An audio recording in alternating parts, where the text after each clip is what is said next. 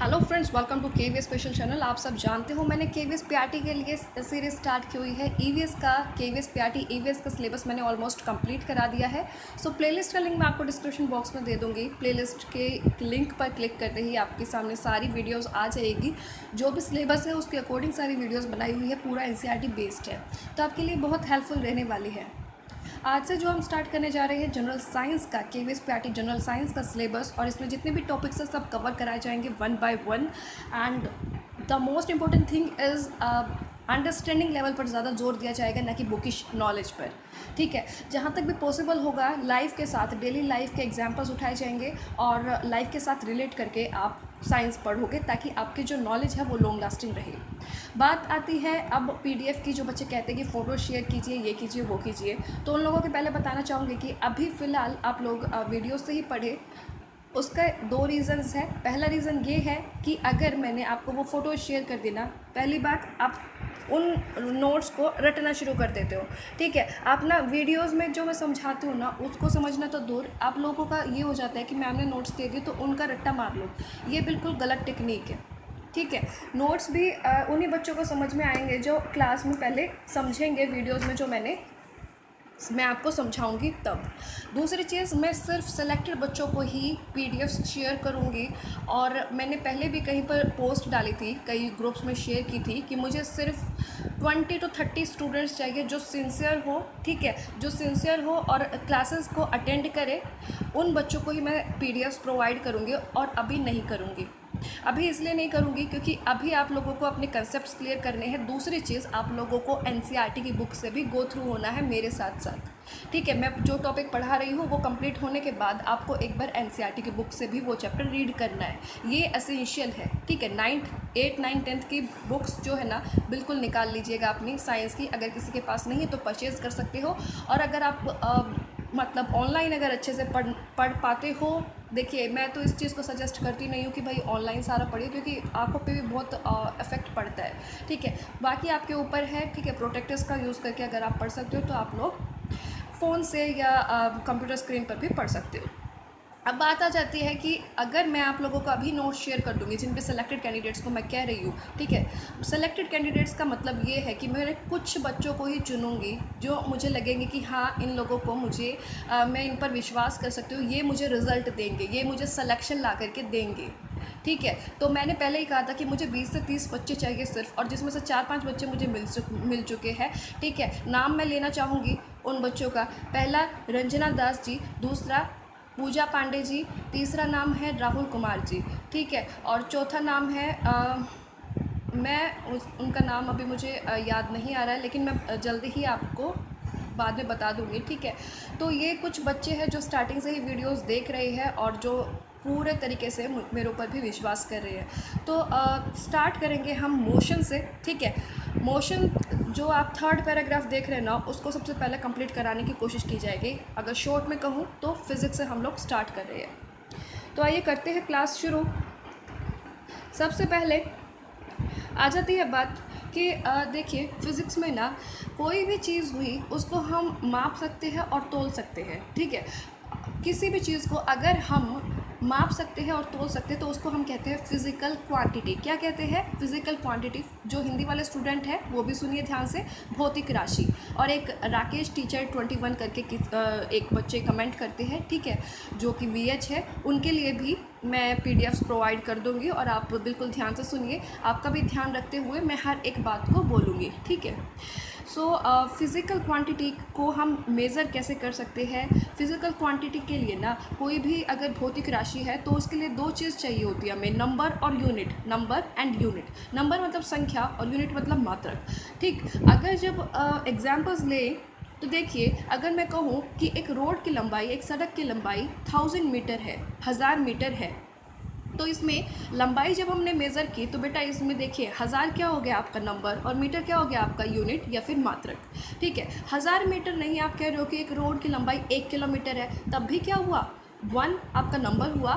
Kilometre आपका क्या हुआ, यूनिट हुआ, मतलब कि मात्रक हुआ। तो ये दो चीज़ें होती है जब भी हम किसी चीज़ को मेज़र करते हैं या मापते हैं या फिर तोलते हैं। जब आप कहते हो कि 100 ग्राम, जब आप कहते हो 1 kg, तो बेटा 1 क्या है आपका नंबर हो जाता है और kg क्या हो जाता है, आपकी यूनिट हो जाती है जब आप किसी चीज़ को तोलते हो, ठीक है। तो वही चीज़ हो गई। अब बढ़ते हैं कि फिज़िकल क्वांटिटीज़ जो होती है ना, कुछ फिज़िकल क्वांटिटीज़ तो ऐसी होती है जिसको हमें मेंशन करने के लिए डायरेक्शंस का भी यूज़ करना पड़ता है, ठीक है। हम नंबर और यूनिट बता रहे हैं, हम संख्या और मात्रक उसके साथ बता रहे हैं, लेकिन फिर भी हमें उनकी डायरेक्शन बतानी पड़ती है।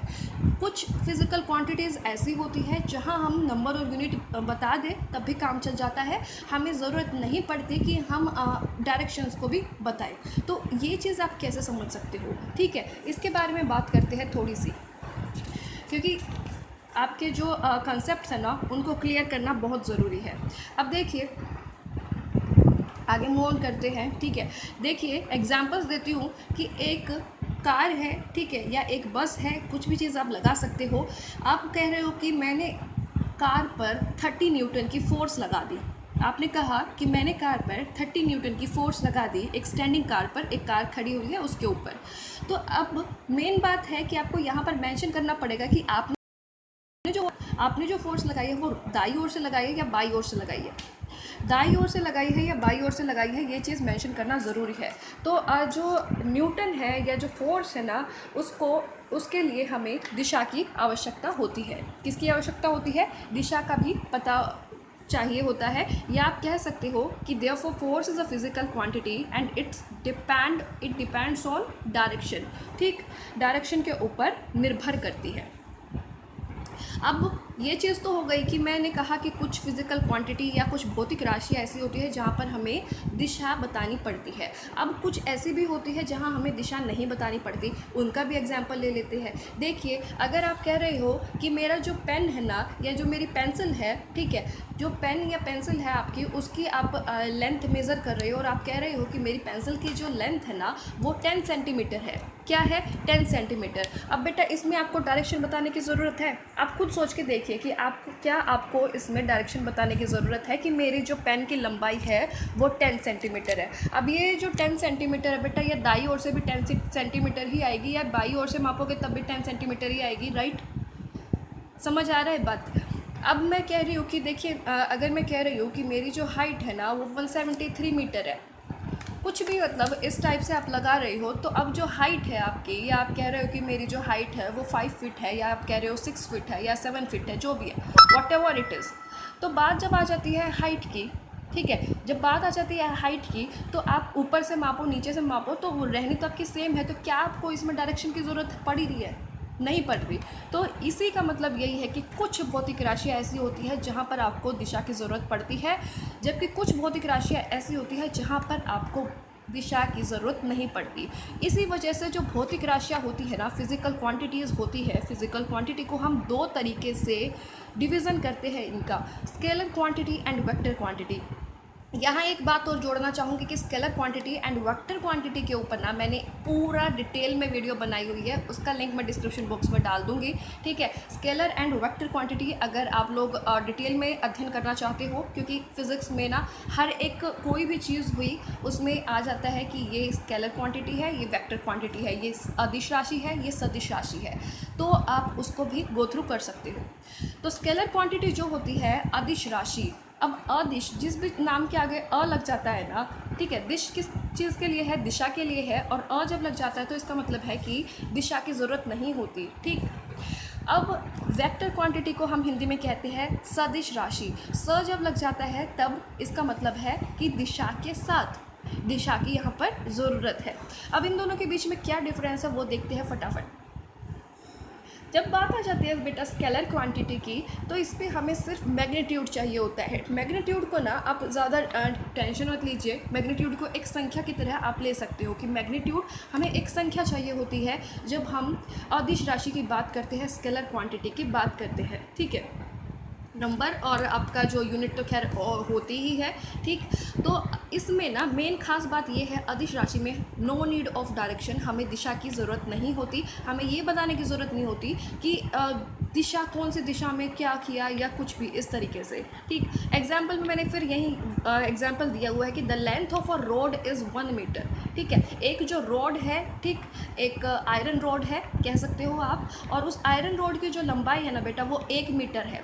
तो यहाँ हमें डायरेक्शन मेंशन करने की ज़रूरत नहीं है, हमें ये बताने की ज़रूरत नहीं है कि वो दाई ओर से 1 मीटर है या बाई ओर से 1 मीटर है। बेटा लेंथ ही हम जब बता दिए 1 मीटर है, तो उसमें हमें डायरेक्शन की क्या ज़रूरत है?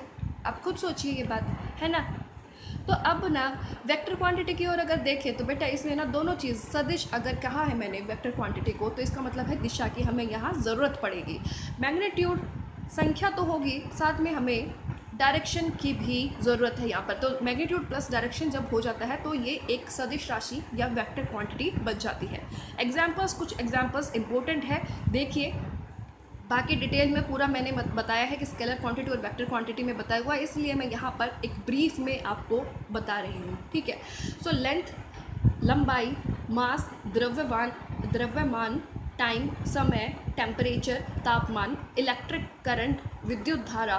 तो ये जो कुछ एग्जाम्पल्स मैंने लिखे हुए हैं यहाँ पर, ये सब अदिश राशि या फिर स्केलर क्वांटिटी के एग्जाम्पल्स है। कई बार ना क्वेश्चन पूछ लिया जाता है कि फॉर एग्जांपल क्वेश्चन आया कि electric current is a, first option दे दिया आपको स्केलर क्वांटिटी, सेकंड ऑप्शन दे दिया आपको वेक्टर क्वांटिटी, थर्ड ऑप्शन दे दिया आपको both A and B, and fourth option दे दिया आपको नन ऑफ दिस। तो राइट आंसर क्या हो जाएगा? इलेक्ट्रिक करंट क्या है बेटा? स्केलर क्वांटिटी है। क्या है? स्केलर क्वांटिटी है। तो अब बात करते हैं वेक्टर क्वांटिटी। कुछ एग्जाम्पल्स, कुछ उदाहरण हम सदिश राशि के भी देखना चाहेंगे। ठीक है, सदिश राशि के अगर एग्जाम्पल्स देखोगे तो इसमें डिस्प्लेसमेंट आ जाता है। ध्यान रखिएगा, डिस्टेंस जो है ना वो एक स्केलर क्वांटिटी है। डिस्टेंस एक स्केलर क्वांटिटी है, अदिश राशि है। दूरी जो है बेटा आपकी अदिश राशि है, और डिस्प्लेसमेंट जो है विस्थापन, डिस्प्लेसमेंट को कहते हैं विस्थापन, वो एक सदिश राशि है। वेलोसिटी वेग जो है आपकी वो सदिश राशि है। स्पीड विद डायरेक्शन, अगर हम कहते हैं स्पीड विद डायरेक्शन, चाल के साथ साथ आपकी दिशा भी है, तो उसी को हम वेग कह देते हैं, वेलोसिटी भी कहते हैं। हालांकि मैं आपको आगे चल करके इनको पूरा कंप्लीट डिटेल में कराने वाली हूँ। ठीक है, स्पीड की अगर बात करूँ तो स्पीड क्या है? स्पीड एक स्केलर क्वांटिटी है, वेयर एज वेलोसिटी जो वेग है आपका वो एक सदिश राशि है। एक्सेलरेशन त्वरण, फोर्स बल, अभी अभी मैंने बताया कि न्यूटन की बात करें, फोर्स के आपको पता है ऐसा यूनिट न्यूटन होती है। तो अब बल की अगर बात करें तो हमें वहाँ पर मेंशन करना पड़ता है कि टुवर्ड्स राइट या टुवर्ड्स लेफ्ट या किस दिशा में हमने बल लगाया है। ठीक है, वेट भार की अगर बात करें, वेट भार की अगर बात करें तो ऐसा यूनिट जो होती है ना वो न्यूटन होती है वेट की भी। मास जो मैंने बताया वो द्रव्यमान, ठीक है, मास को आप केजीज में मापते हो। ठीक, वेट की अगर बात करें तो weight is measured in newton. Momentum संवेग, इम्पल्स आवेग, तो ये कुछ एग्जाम्पल्स है किसके? वेक्टर क्वांटिटी के या फिर सदिश राशि के। मूव ऑन करते हैं आगे, फिर भी कोई डाउट हो तो कमेंट बॉक्स में पूछ सकते हो। बात आगे आ जाती है, मोशन स्टार्ट करते हैं। इम्पोर्टेंट टर्मिनोलॉजीज़ की नॉलेज होना ज़रूरी है। ये नहीं है कि मैं सीधा आप लोगों को बहुत ही स्पीड में इस चैप्टर को पढ़ाने वाली हूँ, टाइम दूंगी ताकि आपके कंसेप्ट्स क्लियर हो सके। ठीक है, तो इम्पोर्टेंट टर्मिनोलॉजीज़ के बारे में बात करते हैं। सबसे पहले आती है रेस्ट, या फिर रेस्ट को हम कहते हैं विराम अवस्था। अब देखिए, सबसे पहले इंपॉर्टेंट टर्मिनोलॉजीज़ को जानने से पहले ना एक चीज़ आपको बताना चाहूँगी कि फ़िज़िक्स में ना, फ़िज़िक्स की एक ब्रांच होती है बेटा। फ़िज़िक्स के ना बहुत सारी ब्रांचेस होती है, जिनमें से एक ब्रांच होती है मैकेनिक्स, जिसको हम यांत्रिकी भी कहते हैं। मैकेनिक आपने सुना होगा, गाड़ी के मैकेनिक जो होते हैं, ठीक है, वो क्या करते हैं? फोर्स का यूज़ करते हैं। क्या करते हैं? बल का प्रयोग करते हैं या फिर फोर्स का यूज़ करते हैं। अब ये जो मैकेनिक्स ब्रांच होती है ना, ये किस चीज़ के साथ डील करती है? Effect of force on object, किसी भी वस्तु के ऊपर कितनी मात्रा में या क्या प्रभाव पड़ता है बल का, इसका अध्ययन करने का काम मैकेनिक्स ब्रांच का होता है। अब हम जब किसी भी ऑब्जेक्ट के ऊपर, अब हम किसी भी वस्तु के ऊपर जब बल लगाते हैं, बल का प्रयोग करते हैं, तो दो चीज़ें हो सकती है। क्या चीज़ें हो सकती हैं? वो दो, देखिए, अगर मान लीजिए एक गाड़ी खड़ी है, ठीक है, एक गाड़ी खड़ी है और आपने बल का प्रयोग करा, फोर्स लगाई आपने, ठीक, फोर्स लगाई तो दो चीज़ें होगी, या तो गाड़ी मूव करेगी, मोशन में आ जाएगी, आगे बढ़ जाएगी, ठीक है, या फिर गाड़ी वहीं पर खड़ी रहेगी, रेस्ट पर रहेगी, या फिर स्टैटिक स्थिर रहेगी। ठीक है। तो ये दो कंडीशंस आएगी। यहीं से मैं स्टार्ट करना चाहूँगी इंपॉर्टेंट टर्मिनोलॉजीज। रेस्ट क्या होता है, मोशन क्या होता है, तो ये वाले ब्रांच हम यहाँ पर पढ़ने वाले हैं, ठीक है। वस्तु के ऊपर फोर्स का क्या प्रभाव पड़ेगा, मोशन क्या होता है, ये सब चीज़ें, डिस्प्लेसमेंट क्या होती है, वेलोसिटी क्या होती है, स्पीड क्या होती है, तो ये सब चीज़ें हम जानेंगे। उसके बाद हम लॉज वगैरह पर आएंगे, ठीक है, कोई जल्दी नहीं है। रेस्ट की अगर बात करें तो रेस्ट को हिंदी में कहते हैं विराम अवस्था। देखिए, रेस्ट से नाम से ही पता चल रहा है कि विराम अवस्था, इसमें क्या होगा कि कोई चीज़ स्टैटिक होगी, कोई चीज़ स्थिर होगी। देखिए, टाइम इंटरवल तो इसमें चेंज होगा, लेकिन पोजीशन में बदलाव नहीं होगा। अब इसका एग्जाम्पल, बिना एग्जाम्पल को तो नहीं समझ आएगा। क्या हो सकता है इसका एग्जाम्पल? देखिए, मान लीजिए कि आप रात को 10 बजे सोए, रात को आप 10 PM पर आप सो गए, और आप की जो पोजीशन थी आपके घर में वो क्या, किस पर थी? बेड पर आप सो गए, ठीक। आप सुबह 5 AM तक सोते रहे, अच्छी नींद ली आपने। तो आप, अगर मैं देखूं 10 बजे, 11 बजे, 12, 1, 2, 3, 4, 5 बजे तक जो आपकी पोजीशन थी ना, वो बेड पे ही रही। 5 बजे तक आपकी जो पोजीशन थी ना बेटा, वो कहाँ रही? बेड पर ही रही। तो इसी को हम कहते हैं विराम अवस्था, कि आपका जो टाइम तो चेंज होता गया, 10 से 11 बजे, 11 से 12 बजे, 12 से 1 बजा, टाइम तो चेंज हुआ, लेकिन पोजीशन में बदलाव नहीं आया। पोजीशन आपकी पहले भी बेड पे थी, स्टार्टिंग में भी बेड पे थी, और आपका 5 बजे तक भी आपकी बेड पे ही है। तो इसको कहेंगे हम क्या? रेस्ट या फिर विराम अवस्था, कि जब समय तो बदल रहा है, समय में तो चेंज आ रहा है, लेकिन जो स्थिति है ना वस्तु की, उसमें कोई बदलाव नहीं हो रहा है, ठीक है। आई होप कि you are getting my point. अगर मैं कह रही हूँ कि एक गाड़ी, ठीक है, एक गाड़ी एक ही जगह पर खड़ी है, ठीक है, एक गाड़ी एक ही आपके घर के सामने खड़ी है, फिर 6 बज गए, 7 बज गए, 8 बज गए, कुछ भी टाइम बढ़ता जा रहा है, लेकिन वो गाड़ी वहीं पर खड़ी है, तो इसका मतलब है कि मोशन में नहीं है, या फिर आप कह सकते हो स्थिर है एक जगह पर, या आप कह सकते हो कि जो गाड़ी की पोजीशन है ना बेटा, वो क्या है, उसमें कोई बदलाव नहीं हो रहा और वो रेस्ट पर है। आई होप कि आपको क्लियर हो रहा होगा। सेकंड देखते हैं, मोशन क्या होता है, ठीक है। मोशन या फिर मोशन को कहते हैं हिंदी में गति। अब गति इसका जस्ट अपोजिट हो जाएगा। क्या हो जाएगा? मोशन, कि कोई चीज़ पहले रेस्ट में थी, एक जगह स्थिर थी, तो मोशन में या गति में आएगी तो उसमें चेंज आएगा, पोजीशन में बदलाव होगा, राइट। पोजीशन चेंज होगी टाइम इंटरवल के साथ, मतलब टाइम भी बढ़ेगा, टाइम जैसे जैसे बढ़ रहा है आपकी पोजीशन भी चेंज हो रही है। अब इसमें ना आप कुछ भी एग्जांपल ले सकते हो, कि जैसे एक गाड़ी 6 बजे एक पॉइंट पर खड़ी थी, ये जो यहाँ मैंने थोड़ा सा आपको दिखाने की कोशिश की है, ठीक है। तो आप ये सोच सकते हो कि 6 AM पर एक कार यहाँ पर खड़ी थी, 8 AM पे उसने कुछ दूरी तय की, 10 AM पे उसने फिर आगे बढ़ कर के कुछ दूरी तय की, 12 AM पर वो कहीं और पहुँची और उसके बाद जाए जा रही है, ठीक है। तो इसमें क्या हो रहा है कि टाइम भी बदल रहा है, ठीक, टाइम भी बदल रहा है, और गाड़ी की या ऑब्जेक्ट की जो पोजीशन है वो भी बदल रही है। अब इसमें और एग्जांपल्स भी ले सकते हो। अगर मैंने कहा आपको कि आप बेड पर लेटे थे, 6 बजे आप बेड पर लेटे थे, ठीक है, 6:05 पर आप उठ करके अपने कहीं भी मतलब ब्रश करने लग गए, ठीक है, या फिर आप मॉर्निंग वॉक के लिए चले गए, तो क्या हुआ कि टाइम भी बदला और आपकी पोजीशन भी बदली। पहले तो आप बेड पर लेटे हुए थे, उसके बाद आप ब्रश करने के लिए बाथरूम में चले गए, उसके बाद आप वॉकिंग करने के लिए बाहर चले गए, तो ये चीज़ हुई कि पोजीशन भी चेंज हुआ और टाइम इंटरवल के साथ क्या हो रहा है, स्थिति में, वस्तु की स्थिति में बदलाव आ रहा है। इसी को हम कहते हैं गति या फिर मोशन।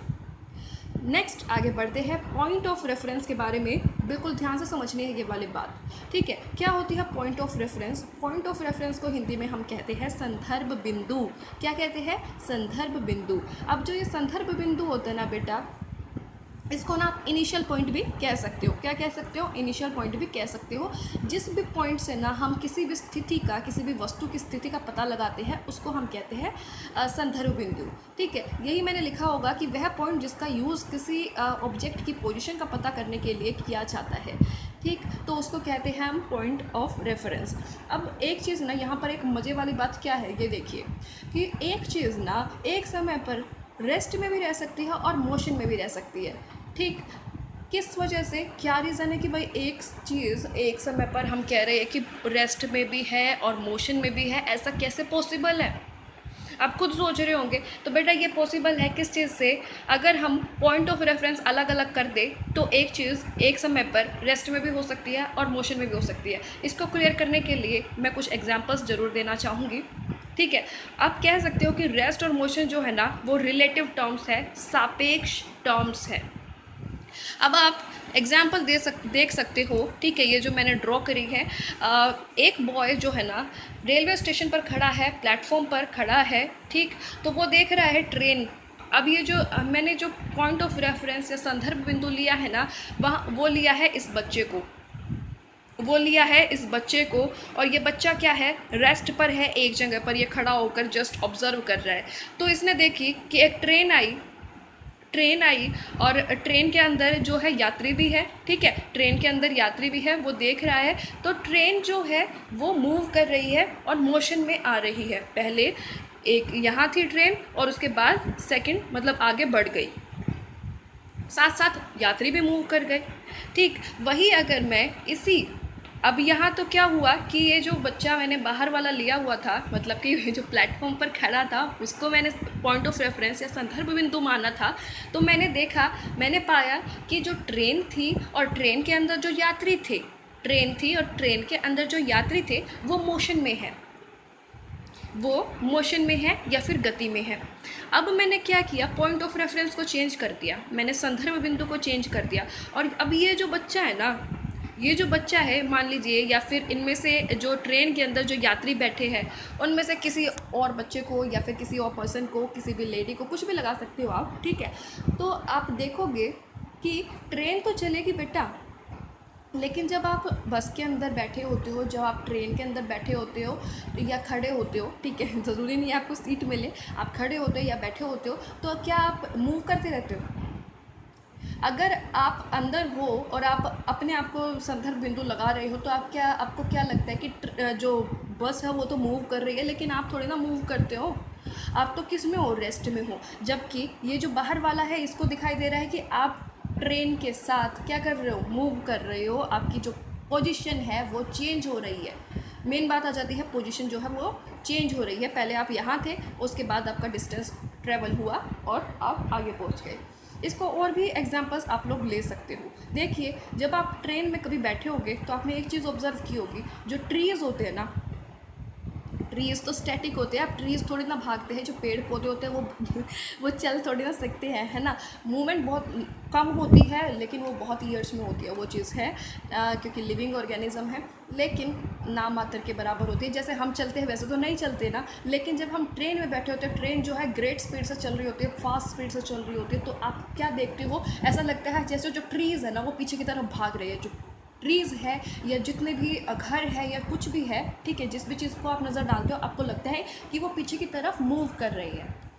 तो क्या हुआ कि वो थी तो स्टैटिक, लेकिन आपको लगा, क्योंकि आप खुद मोशन में हो तो आपको लग रहा है कि वो पीछे की ओर जा रही है। तो यही चीज़ हो गई है कि पॉइंट ऑफ रेफरेंस की एक चीज़ ना, एक चीज़ रेस्ट में भी हो सकती है और मोशन में भी हो सकती है। और आई होप कि आपको ये क्लियर हो गया होगा, क्योंकि मैंने काफ़ी सारे एग्जाम्पल्स दे दिए हैं। तो एग्जाम्पल में मैंने यही जो एग्जाम्पल दिया है ना आपको, ये प्लेटफॉर्म वाला, यही लिखा हुआ है इसमें। A boy standing on the railway station finds a train as well as the passengers moving while the person inside the train seems the other passengers at rest because of point of reference.